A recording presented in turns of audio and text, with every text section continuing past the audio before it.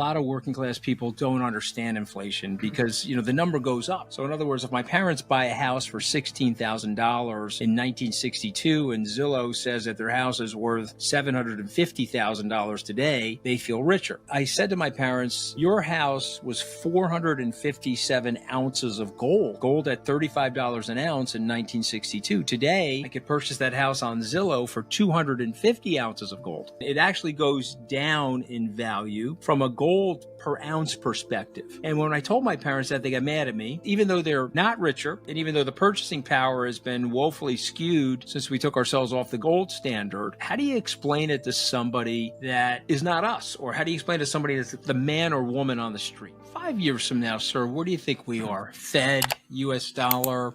Is it more of the same? Are we going to be able to print 2 to 3 trillion, that'll be another 10 to $15 trillion of deficit spending, or you be able to do that ad infinitum? You've written about, and I've heard you speak about, the corrosive effects of inflation and the regressive form of taxation that inflation represents. So, take us out 5 years. Tell me where we are, or tell me where you think we could be and what we should be worried about. 5 years, and I'm happy to come back on in 5 years. But I think in 5 years, we will have had some form of debt crisis. And it'll either take the form that instead of the Fed buying up $7 trillion in debt, they're buying up $25 trillion in debt, which is basically what Japan did, in their situation. We could have a burst of inflation. We could partially default on some of our debt, which Trump cabinet has talked about. But I think we're going to come under pressure. Now, Jamie Dimon, I'm sure said we're going to see a crack in the bond market. And I think he's right that at some point there'll be some, what we economists call nonlinearity, some sudden event. But I think what will happen before that is interest rates, long-term interest rates, are going to start creeping up.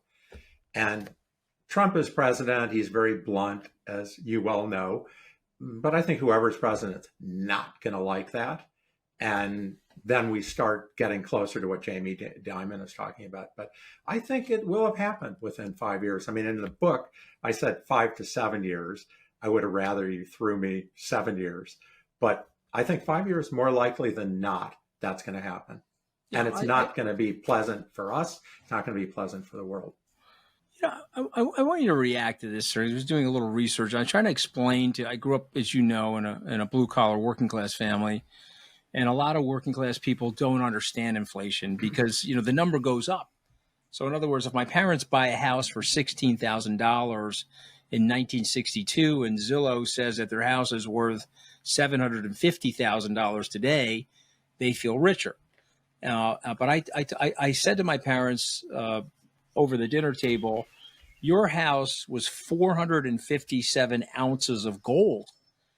Gold at $35 an ounce in 1962. Today, I could purchase that house on Zillow for 250 ounces of gold. It actually goes down in value from a gold per ounce perspective. And when I told my parents that, they got mad at me because, again, they want to feel the inflation makes, even though they're not richer, and even though the purchasing power has been woefully skewed since we took ourselves off the gold standard. How do you explain inflation to people that are not economists? Obviously, I majored in economics at Tufts. I've been in the markets for 36 years. You're one of the scions of economic theory. How do you explain it to somebody that is not us? Or how do you explain to somebody that's the man or woman on the street? Okay, not an easy question. I will say on the gold, which is an easy question, when Franklin Roosevelt put it from 20 to 35, people thought that was scandalous, making the dollar worthless. And I don't know what it is as we speak, but it hit 1,000 times that recently. Yeah, it's 3,000. It's 3,000. 3,000. Yeah, I mean, just incredible. And you could point to a lot of things of how much inflation we've had. So, their prices go up and down. It's hard to control it exactly. Where we get concerned is where everything's going up. It happened in the pandemic. I mean, we saw pretty significant inflation, not as bad as in the 70s, believe it or not, but it was pretty significant.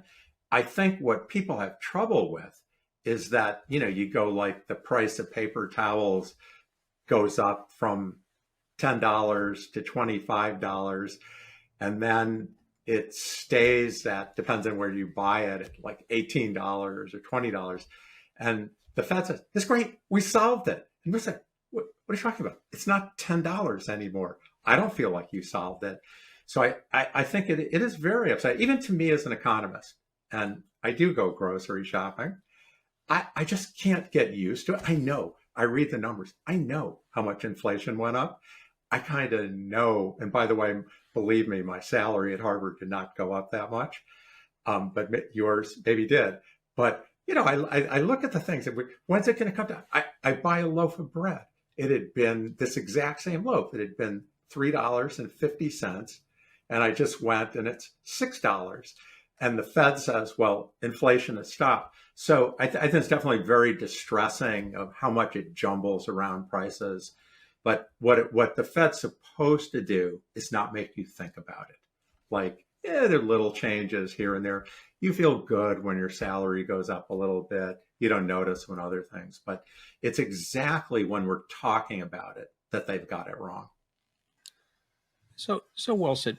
If I said to you that gold over the last 25 years, gold has outperformed the S&P 500, the best 500 companies in the United States, what would your reaction be to that? Well, I mean, I follow it. Right. So I don't follow everything, but I follow that one. And, I think that partly reflects that central banks around the world, people around the world, don't trust currencies. And that's just sort of common sense. I mean, it's absolutely some of the demand for crypto also. They don't trust the government. And if you're China, you really don't trust the United States. Look at the sanctions they're putting on everyone. So, there's a lot of reasons gold has gone up, but I like to say gold is the new gold. There are reasons it's done very well. It's the new reserve currency. I mean, if China could buy more of it, they would. So it's been remarkable, but I wouldn't say it shocked me. Every time gold goes up, and the smug people say only stupid people buy gold, they're nuts. I mean, I actually tell central banks, I tell high net worth individuals, at least, of course you should hold some gold. I mean, it's a diversification at the very least. I don't know, you're going to outperform the S&P 500 again. You've got to pick the dates to make that work. But yeah, it's remarkable.